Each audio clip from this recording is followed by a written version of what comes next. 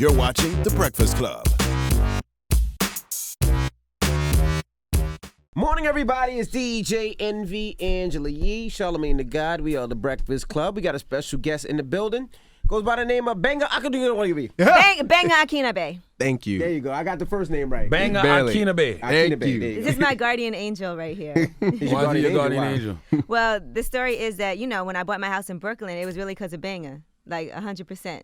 So why is he your guardian angel? Sound more like your realtor. It's an excellent investment because my house I just got it appraised and it's worth $400,000 more than what I paid for it, which is a big deal. It was a great investment, but I don't know that I would have done it. I was looking at houses with my realtor and I left and I went to go eat at Peaches and Gbenga was in there. And so he's like, "Where are you coming from?" And I was like, "I was just looking at houses." And he said, "Oh, I just closed on my house today. What house did you see?" I seen all the houses in Brooklyn. I did. You said it took you 2 years. 3. 3 years to actually, you were putting bids on houses you hadn't even seen.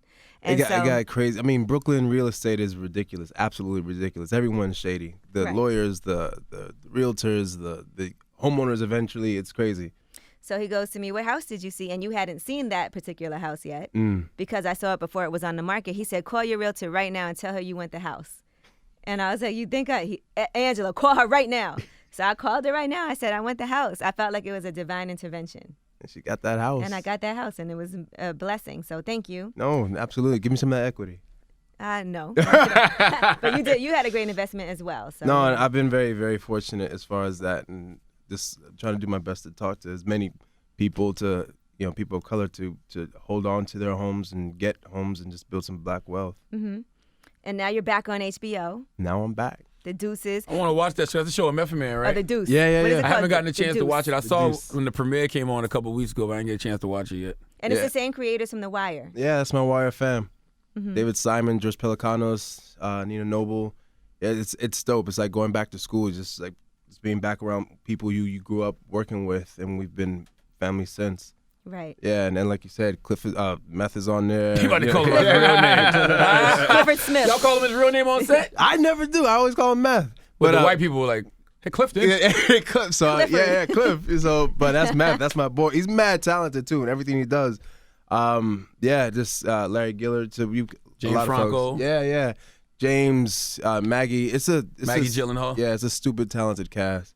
Now let's talk about what the premise of that show, because it's about the porn industry, right? It's about the developments, the early days of porn. It's like a precursor to it, how it evolved from the culture of pimps and prostitutes and bar owners and gangsters in 42nd Street, what that was.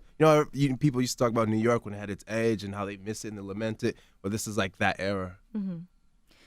You was in Detroit too, right? I was in Detroit. That's another movie I haven't caught up on, man. You haven't seen nothing I've done? Nah, man. I want to see it though. So Detroit, I mean, I'm sure you've heard all the controversy. It's worth seeing. Catherine Bigelow is a great filmmaker. It is traumatizing as hell for black people to watch. I mean, I was scarred up watching it, and you have to sit in it. And it's an important film. It's really, really, really necessary for people in the Midwest and the South to see it. Did you know the story about what happened? No, I didn't. Before that, because I didn't know it either. No, I didn't. Which is even more reason why I needed to be out there. But a lot of people, they need to see it. As far as them, they need to see it more so they really understand what black them people. White people, you mean? Yeah. Why do we talk in code when it come to white it's people? Obvious code. White people. Because they scary. They scary. Well, I ain't afraid of white people. They got monetary weapons. But the controversy was the director is a white woman. Yes. And that was the big controversy behind Detroit. Yeah, I mean, it's about this thing about who gets to tell these stories, our stories. Now, it's that, which is a valid conversation. The movie, I think, needed to be out there, and Catherine is a great filmmaker. But it is valid that only for the most part successful white people get to tell these black stories. Right. But that's changing. You got Ava DuVernay, you have Lisa Tomei, Issa Rae. I mean, you got it's starting to change. We have to force it. Nobody's gave us anything, but it's changing. That's interesting. Go ahead. I was going to say, did you have to think twice before you signed on for that movie because of that reason? No, I mean, it was done on the hush hush. Like, as far as it's like this is your part. This is your offer. We're not telling you even the name of it. We didn't know what it was. We didn't know what it was. It's like, you want to sign on to work with Catherine Bigelow or not? I was like, yeah. And so they flew you into Boston, where we shot the majority of the film, and then you kind of learned what it was. Really? So yeah, it was like it's real. It was like the untitled Catherine Bigelow film. Yeah, it's interesting you say that because it does seem like it's this new black renaissance going on in Hollywood. I was watching the Emmys last night. It almost seems like they're trying to force diversity, so to speak. I mean, I don't even. Actually, I don't know. I didn't even watch the Emmys. I mean, that long ago, I was like, I knew this wasn't my bag. So as far as Hollywood was built to do a certain thing, and I used to rage against that machine because it wasn't telling our stories or letting us tell our stories, and it wasn't reflective. Then I realized, why am I? It was never meant to tell my stories. It was never meant to reflect me. Absolutely. So why am I raging? So then I decided, let me go get together with folks and make our own stories. Start producing. In fact, last time I was here was because of a movie called Newlyweds I produced. So that's got together and made our own story and sold that at Sundance. So we have to not rely on that structure. So we get mad at that structure for doing what that structure is inherently built to do. Absolutely. That's why I love when I see certain people like taking things in their own hand and creating their own art and shooting their own movies. Yeah. And, like having their own production companies. Like I personally love that. You can do that, but particularly here in New York, that hustle is like ridiculous. You can get together with a group of people who will work for little to nothing because they want to make something dope, right? Mm-hmm. And then that thing can blow because everyone's brought their skill set to bear. So I mean, that people hustle here. I mean, look at Get Out. Yeah, Get Out. You take a movie that $3 million, $4 million to make 630% return on the profits or something like that. I think the movie made like over $600 million. And those are the numbers that Hollywood, they understand those numbers. Yeah. And now he's teaming up with Spike Lee to do that movie about the black person that infiltrated the Ku Klux Klan. Oh, it's going to be good. Right.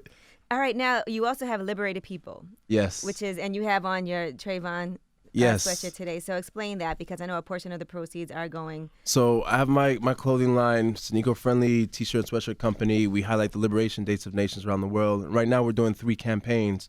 One, a partnership with Planned Parenthood. So we have a Liberated Woman tee. Tracy Ellis Ross just donned that on Instagram. And for every one of those sold, $5 goes towards the part of Planned Parenthood that works with women of color. We have the Patriarchy is a Bitch t-shirt, and $5 for every one of those shirts goes towards Black Women's Blueprint and the Barbara Smith Foundation. And then, as you mentioned, Trayvon hoodies, which you've supported. I've brought some hoodies for the two of you. So we are raising money. I pledged $50,000 to the Trayvon Martin Foundation. So y'all gonna help me get this 50 for them. You know they're doing the movie. Yeah. And so for we're donating a portion of proceeds to, basically we have to sell 5,000 hoodies in order to raise $50,000 for them. And so that's what this hustle is right now. And right now I'd love to get there before the next anniversary of his murder. We launched on February 26th. And it was we had a lot of supporters: Ava DuVernay, Dwayne Wade, all these cats, Angela Yee. And so I'd love to get there before the next February 26th. Why do you think Trayvon's story resonated with people so much? Because he was an innocent, despite how some of the media tried to paint him like he was a boy, and they try to rob him of his boy. They do that to black boys. They call them young men and this or whatever. But these were black children who've been killed, threatening this or whatever. So it's when the black activism doubled down in this country. Mm-hmm. Trayvon's name has become a metaphor for all these young black people who've been killed. No, not just young. So it's not even about Trayvon anymore. Trayvon means all these other brothers and sisters who've been killed across the country. So when people see his name or hear his name, that's what it is. It's like a new name for profiling. And it was a murder. Like George Zimmerman was told to stop following him. He was antagonizing Trayvon Martin, and you can hear it. It's not even just hearsay. And somehow he got off, and then not only got off, but has done some horrific things. Do stuff. Yeah. Even after that. Trayvon's name is like a new name for profiling, though. It's almost like, don't Trayvon me. You know what I mean? It's wild. There's only been one Trayvon. I mean, have you heard anybody else named Trayvon? I mean, as far as how that name resonates, people get it. It's become that, Right. What do you think about people who are telling actors or sports commentators like Jamel Hill or athletes like Colin Kaepernick to stop talking about politics and social issues? They're trying to play us small. They're trying to play them small. These men or these women, they're not just professional sports athletes. There's much more to them. They're human beings with points of views. Who've been subjugated for centuries in this country as far as that, and they're not going to speak about it because they got some money now. You're going to let them be on a field or behind a mic someplace. There's a lot of people who did that, and they traded, becoming an icon for speaking out, and that's their Dick right. Gregory. No, he didn't. Dick Gregory traded his celebrity to be activist? We're on the same page. Yeah. Yes, Dick Gregory is a great example of that. Mm-hmm. I mean, Dick Gregory could have been. I was about to say Kevin Hart. Kevin Hart. I was going to say Bill Cosby, then I stopped. But it different. Before. I know what you mean. That Dick Gregory, he was as brilliant, if not more so. That could have been him without question. Exactly. But he's like, no, I've seen my people's plight, and I cannot ignore and pretend. Which is what they'll give you tens of millions of dollars to do, especially as you become more and more powerful in the medium. Mm-hmm. Now, also, I wanted to talk about the Deuce a little bit. Yeah. Because I saw there was a lot of controversy behind that, like as far as saying, how are they going to portray this without making women seem a certain way with the pimps and everything? Well, explain the Deuce to people who don't know. So the Deuce is our new HBO series. It debuted last Sunday. Mm-hmm. Takes place in 1971. It's from the creators of The Wire. And I play Larry Brown on that show. Comes out of the culture of as I said, the pimps and prostitutes and bar owners on 42nd Street. Mm-hmm. Was it? Yeah, and how that turned into the early days of porn. And to your question, is this over sexualizing women? And you know what? I love that criticism because you just watch just how this goes. As you see these characters develop in these storylines, the porn industry actually came out of the women who took charge and said, you know what, these pimps are getting all the money. Exactly, and they're doing it in a short-sighted way. They don't even see the long game in this. And they didn't. And so the women say, you know what, if we get this skill set, we learn how to make these movies from over here, this whatever. This is the long money. This is the real money. And they forged this industry. And all of a sudden they were the pimps as far as this new industry. So it's like the power dynamics are not as obvious as one may think or assume. Do you watch porn, Gbenga? So, all the time. Okay. Did you know this history? You didn't hesitate to answer that. All the time. I got lotion in my bag right here. Did you know this history of how the porn industry started? There's history in porn? No. You remember the first porn you ever saw? I don't know if this was the first one, but there was a VHS in the house. It's always a VHS in the house. It was always a VHS in the house. And it was I remember the name. It was called Getting Lucky. I didn't know it was a porn. I didn't know it. I didn't know. I was a young kid. What did you think it was about? Lucky Charms? I thought it was a movie. Because it was hidden. It was probably hidden. I don't even remember if everything was hidden in my house. So the food was hidden in my house. We grew up very poor. So it was not cool. Wow. Yeah, my father would hide the food underneath the bed. When he was there, it was crazy. Hide it from who though? From us, damn it. From us. He was rationing it out. Yes. Okay. Everything was hidden. So and then found this VHS tape. And had this gold foil, Getting Lucky. I'm like, oh, cool movie. Butterworth. So I put it in, and I'm like, oh. And it was very quickly. I was under 10. I must have been 8. Yeah. Yeah. And nowadays, kids are seeing their first porn just by Googling phone, it on their phone. Right. Yeah. Did you ever live in Africa? No, well, I've been back several. Well, I grew up here. Okay. And I only started going back as an adult. My family, we didn't have a lot of money. We were homeless in shelters here and different projects. So, as my station in life changed and I got over that psychological thing about what Africa was, I started to go back. I love it. I got my passport over there, my driver's license in the continent of Africa. I try not to say Africa because too many people think that that's a country. So I try to say the continent of Africa. How important is it to reconnect with? It's vital. It's vital. I'm actually thinking of taking some time off to go. And my family's Yoruba, and I don't know what that is. So there's 3 major ethnic groups in Nigeria, and over 200 smaller ones. And the three major ones are Yoruba, Hausa, and Igbo. And so I want to go back and become fluent, because I'm I can't have children in this world who don't speak that language. So I have to learn that language fluently. So I'm thinking of when I can take some time off from my career to just go do that. Gotcha. And you also started your own furniture line, just kind of honoring the continent of Africa. I did. Anytone Vintage. So it's this dope line. Go to anitonvintage.com. Spell that for people. ENITAN vintage. Aniton is a name given to men and women, or women in the Yoruba language. It means person of story. It's my middle name, and like they're all vintage and antique pieces that I source from all around, and I bring them back to Brooklyn. I work with local upholsterers to carry out my design, and they use a lot of fabrics inspired by from different African cultures. My whole thing is inspired by the artist Prince. I love Prince, and so like I have a piece. Man, I love Prince. I have a piece called "Nothing Compares to You." I got another piece called "Rosie Gaines," y'all. So like. You should check anything with his ass out? Yeah, it's all with his ass out. No. I read somewhere that Prince's favorite color was actually orange and not purple. Did anybody see that article? I highly doubt that. So wait a minute. So your furniture, you do one piece at a time? Because you don't do lines because you're grabbing pieces? They're all unique vintage and antique pieces. They're that means dope. it's expensive. Yeah, that means you're right. I actually went and looked up some of the stuff. I was like, I'm going to get something. I was like, whoa, I'm going to get something, but it's not going to be the chair. Angela, get something. I'd love for you to have something in that house. I am. 100%.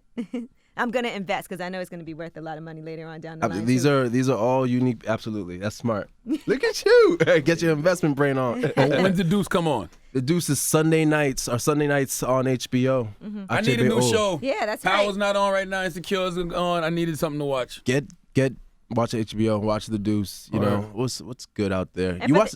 For the team from The Wire, is this their first time coming back to HBO? No, they had a show called Show Me a Hero. They've done a few. They did Treme together. Oh, Treme, right. You know, a while back they did Generation Kill. You know, yeah. This is the Wire family always creating one thing or another. Okay. Yeah. What you was gonna ask me? You said, do I watch what? Silicon Valley. I did for a little bit, but then I kind of got off it. Yeah. Yeah. I do like that world, though. I think we need more shows about the tech world. Yeah. I mean, I think they get it right too. I mean, it's brilliantly awkward. I dig it. Mike Judge, he did King of the Hill back in the day. I'm dating myself. But yeah, that's a good show. All right. And let's talk about your independent films that you're in also, because I know you have a whole slew of things lined up. Yes. Make sure you see Crown Heights. That story. I mean, I know you had that brother in here from. That story is like amazing. I mean, it's not unique, unfortunately, but they executed it well. Namdi. Who you talking about? Who's the brother we had in? Did you have any of the brothers from Crown Heights, the film? Ooh. I don't remember. Well, you should. You should. So he was locked away for 21 years for a murder he didn't do here in Brooklyn, and they knew he didn't do it, and he would have actually gotten out earlier had he at his parole hearings, because he was, I think, only sentenced like to 9 or something like that. Had he admitted to doing it, and he wouldn't. I don't blame so him. they kept him in there 21 years because he wouldn't admit to doing it. You know. Wow. But yeah, so that film's out right now. Namdi, I forget Namdi's last name. He produced and he's in it as well. I don't want to refer to him as Kerry Washington's husband, but he's an artist. Former San Francisco 49er. Thank you very much. Yes. An artist in his own right, entrepreneur in his own right, and he's produces great film. And Kerry Washington's husband. Nothing wrong with that. Nothing wrong with my that. brother. No. Proud. No, that's a power couple if you ever seen one. All right, perfect. Yeah, check that out. We have some other dope stuff coming out this year. Or All next right, year. Envy. Go ahead and attempt to pronounce his name to close this out. No, wait. He said he had some other dope stuff coming out this year too. Yes. But he don't know it. I just did this really cool movie in England called All the Devil's Men. We're all mercenaries doing some. This is not. You can't curse on this. Go ahead. Really? So doing some dope mercenary shit. So you check that out. New filmmaker named Matthew Hope. Yeah, there's some dope stuff. I won't bore you with the rest, but thank you for supporting and having me out here. Absolutely. We appreciate you for joining us. Gbenga Akinnagbe. Gbenga Akinnagbe. You didn't even try. Say You it didn't with even me. try. Gbenga. Akinnagbe. Gbenga A. Oh my Jesus God. Christ. Gbenga A. We appreciate you for joining us. It's the Breakfast Club. Good morning.